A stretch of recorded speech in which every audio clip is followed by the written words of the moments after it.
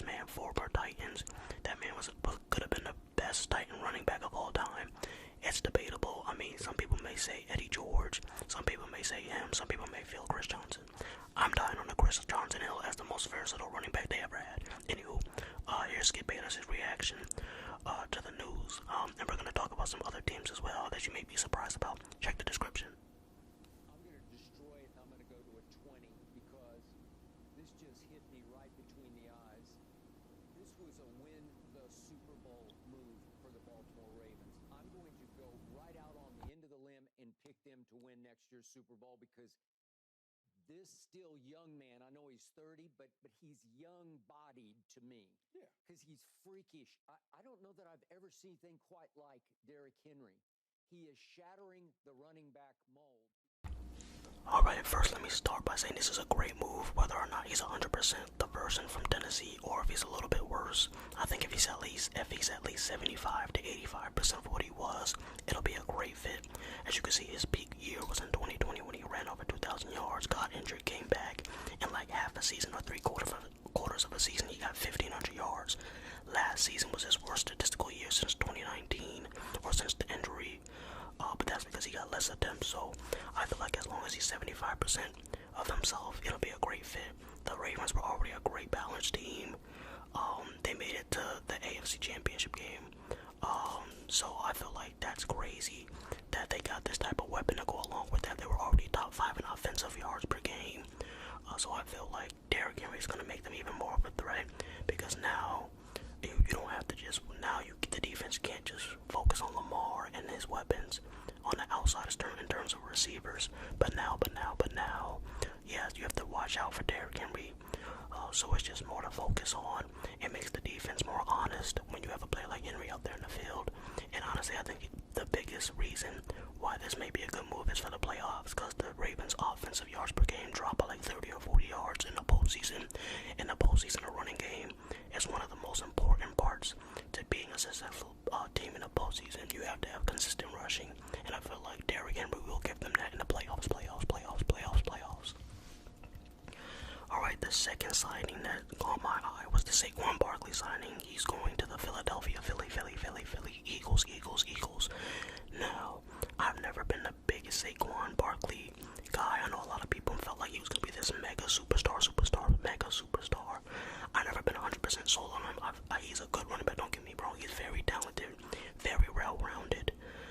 I just never thought of him as like an Adrian Peterson or as a Marshawn Lynch. I don't look at him as a franchise-altering or changing running back, you know what I'm saying? Like, he's not going to go in there and be the best player on the team.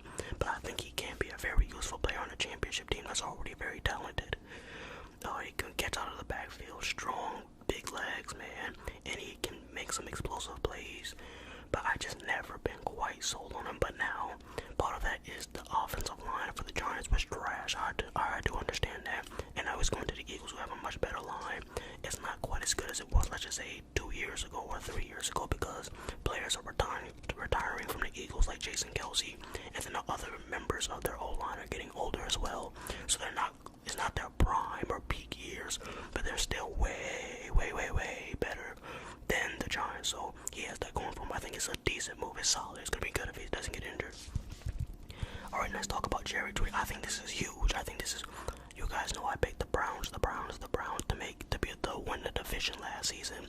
I think they were second place. They would have won it if Nick Chubb never got hurt. I promise you they would have won it. They already had one of the best defenses, but they needed more offense. They needed better weapons to pair with Deshaun Watson, who's going to have a year under his belt in this system with this roster.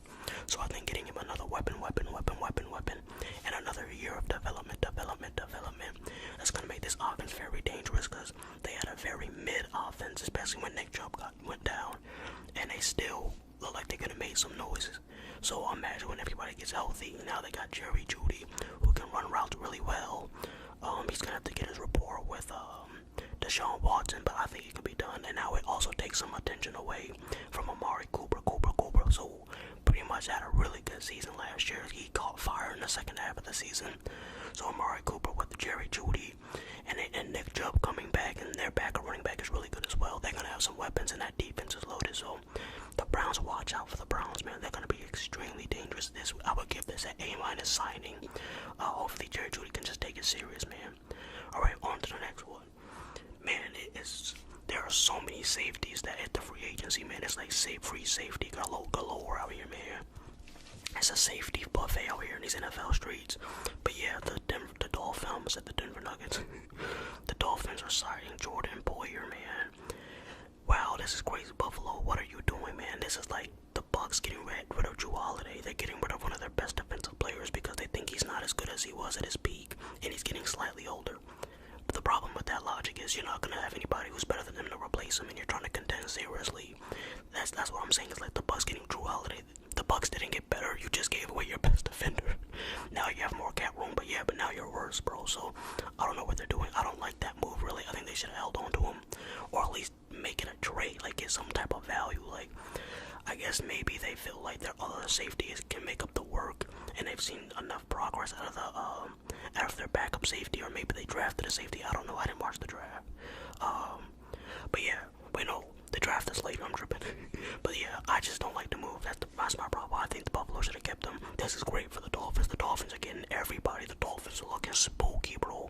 They trying to create like a dream team, bro. They trying to build like a super team like the Celtics are doing this season in the NBA. But they already have Xavier Howard, and then they have Jalen Ramsey, and now they're gonna have Poyer back there. Oh my goodness. It's crazy because all of them, if this was like 3 years ago, this would be the best defense in the league. Alright, next we got Kirk Cousins. That bad, man. Kirk, shout out Kirk, man. I always liked Kirk. I felt like him. Always felt like he was a little bit more clutch than Dak Prescott. Him and the quarterback from the Raiders, I don't know why his name's not coming to me. Derek Carr, there we go. Him and Derek Carr, I always respect them in the clutch in bigger games more than a player like Dak Prescott. I feel like he's put up really good regular season numbers. I mean, he's gonna get you to like borderline playoffs. Like you may make the playoffs, or you might just miss it. But I feel like he's a quarterback that gives you a chance. He gives you a chance to at least make the playoffs. He's had some bad playoff games, but he's also had some really decent one as well.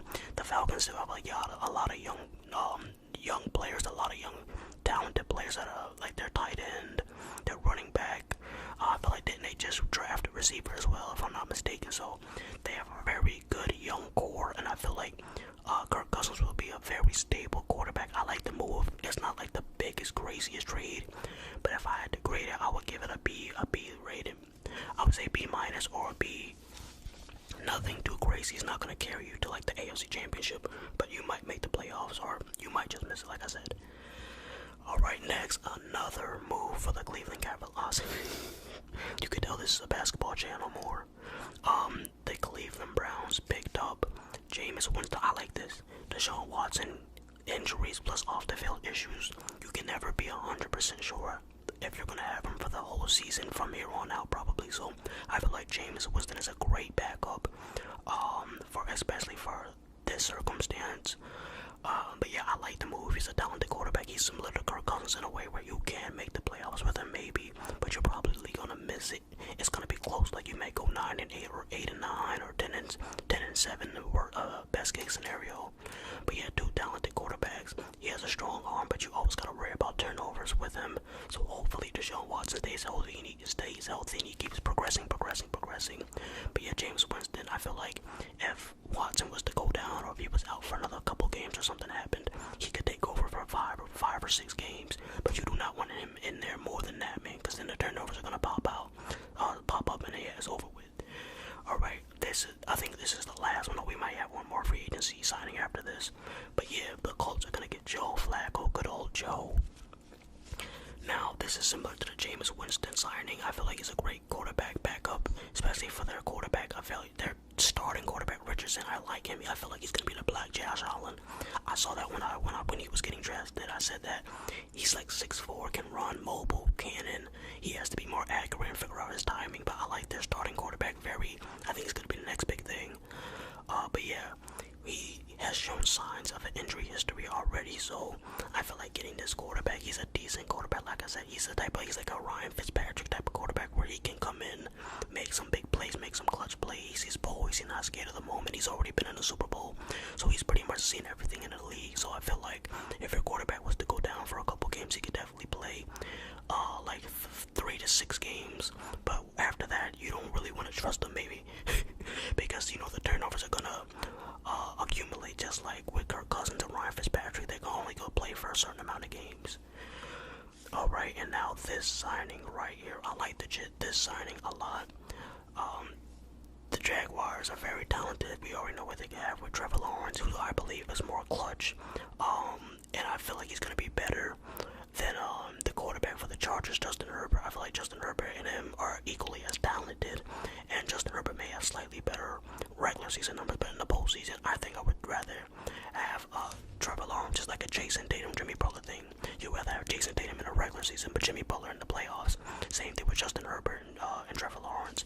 But yeah, the Jaguars, we know they needed a better offensive line. We know they needed more size, and they needed more defense. So I like the move. It's not nothing groundbreaking, but I like it. I'll give them a B plus. Alright, now for the Tennessee Titans, this is like the Tennessee Titans aren't going anywhere with Ryan Tannehill as their quarterback, so it doesn't matter if they have DeAndre Hopkins and Calvin Ridley. They're only going so far. I'm just not a believer in Ryan Tannehill. I never have been. His stats have been decent, but that's because of how much attention Derrick Henry attracts. So 80% of Ryan Tannehill's success is due to Derrick Henry.